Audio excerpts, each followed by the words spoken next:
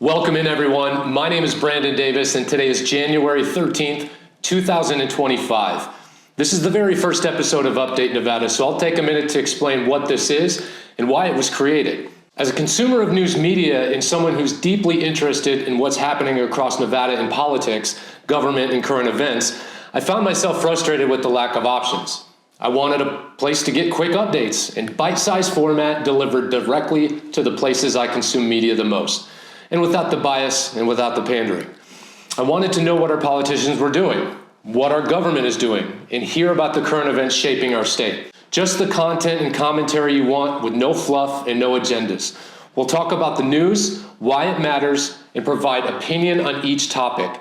And we'll deliver it in the ways you want to consume it, all without paywalls or required subscriptions. This is Update Nevada, and I'm glad you're here. Okay, we've got a lot to get into. Here are our top headlines that we are tracking. A Nevada judge recently shut down police use of a federal loophole for civil forfeiture. Lieutenant Governor Stavros recently formed the Lieutenant Governor's Task Force to protect women's sports. A bill regulating artificial intelligence in campaign ads will be introduced in the 2025 legislative session. All three of Nevada's U.S. House Democrats voted to pass the Laken Riley Act, an immigration bill crafted by U.S. House Republicans. And former Republican U.S. Senate candidate Sam Brown has been pegged for Undersecretary for Memorial Affairs at the VA. So that is our top stories. Let's dive in a bit deeper into each one. A Nevada judge recently shut down police use of a federal loophole for civil forfeiture. In a major victory for individual liberty and property rights, a Washoe County judge ruled that Nevada law enforcement cannot use a federal program to bypass state laws that protect property owners. This all stemming from a case involving a veteran whose life savings was seized from him on the side of a highway in Reno in 2021. Previously, existing law allowed officers to seize property under state law and process it federally, while still receiving an up to 80% kickback from the proceeds. This ruling makes sure law enforcement cannot use federal programs to dodge state law protections. In short, this protects Nevada citizens from egregious law enforcement and government overreach. I followed Stephen Laura's case from the beginning, seeing immediately how erroneous this situation was. I mean, this guy's a Marine traveling down a Nevada highway who gets pulled over, and when he was asked if he had any cash in his car, he just answered honestly. In doing so, Nevada Highway Patrol seized his $87,000 life savings, and they left him on the side of the road without even enough money to afford gas to drive home. It's absolutely atrocious for our county, our local and state and federal governments to be colluding with each other on taking assets from the very people they're supposed to be serving. This ruling is a win, and I believe we need to end civil asset forfeiture, full stop. All right, on to our next story. Lieutenant Governor Stavros recently formed the Lieutenant Governor's Task Force to protect women's sports. The task force will collaborate with athletes, coaches, educators, and policymakers to promote policies that prioritize fairness, protect women's safe spaces, uphold opportunities for women, and preserve the integrity of competition. The task force is comprised of state legislators, county commissioners, city council members, school district trustees, college and high school athletes, and other citizens across Nevada.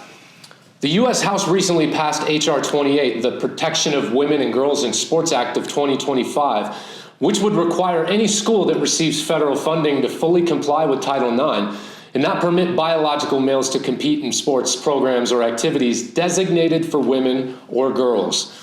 And about 70% of Americans say transgender athletes should only be allowed to compete on sports teams that conform with their birth gender.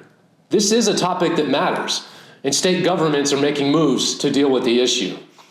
Unfortunately, across Nevada, I've seen this issue get labeled as a non-issue by the left.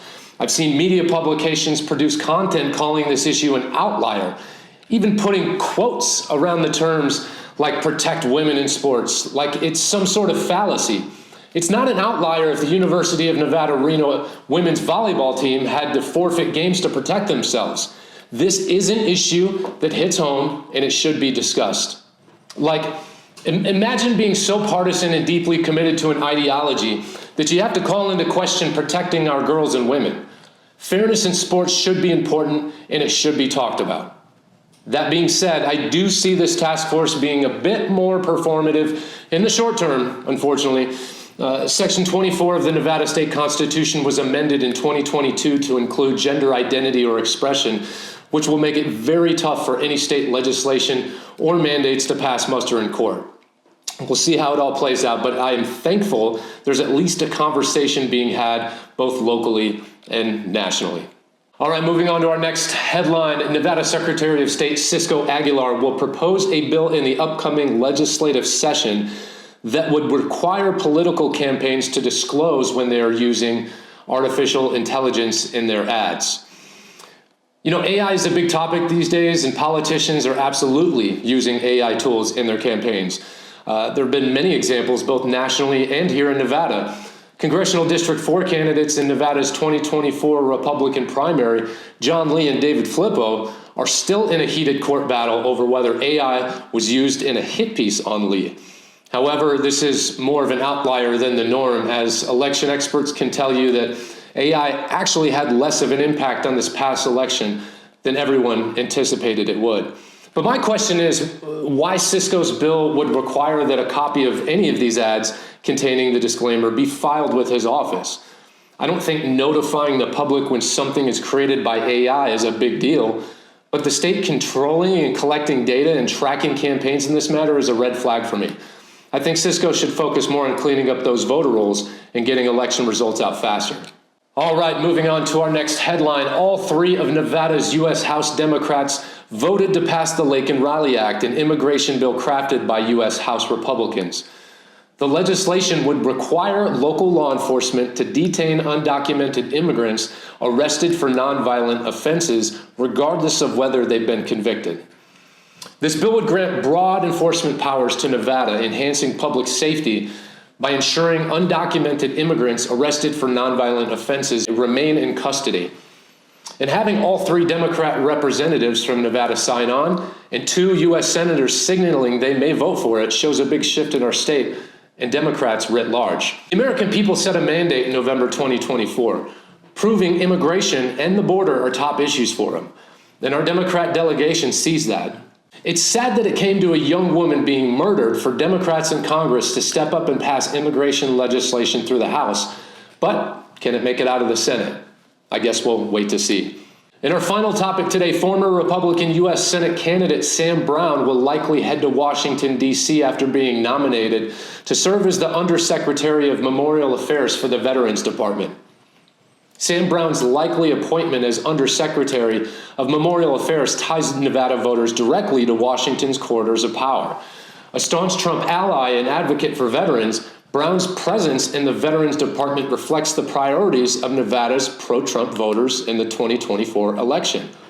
For a state where veteran issues are critical, this leadership could ensure Nevada's veterans and their families have a louder voice in federal policies, resonating with the electorate's choice for a Trump-aligned agenda. Sam Brown is a decorated vet himself, so he knows what sacrifice looks like. For Trump's Nevada base, this is a win. It's like seeing your guy make the big leagues. But let's not just cheer from the sidelines. Brown's role isn't just ceremonial, it's about delivering for vets nationwide. If he doesn't, trust me, Nevada voters will remember who they sent to bat for them. That's our top stories today. I want to thank you for watching and listening. My name is Brandon Davis, and this is Update Nevada.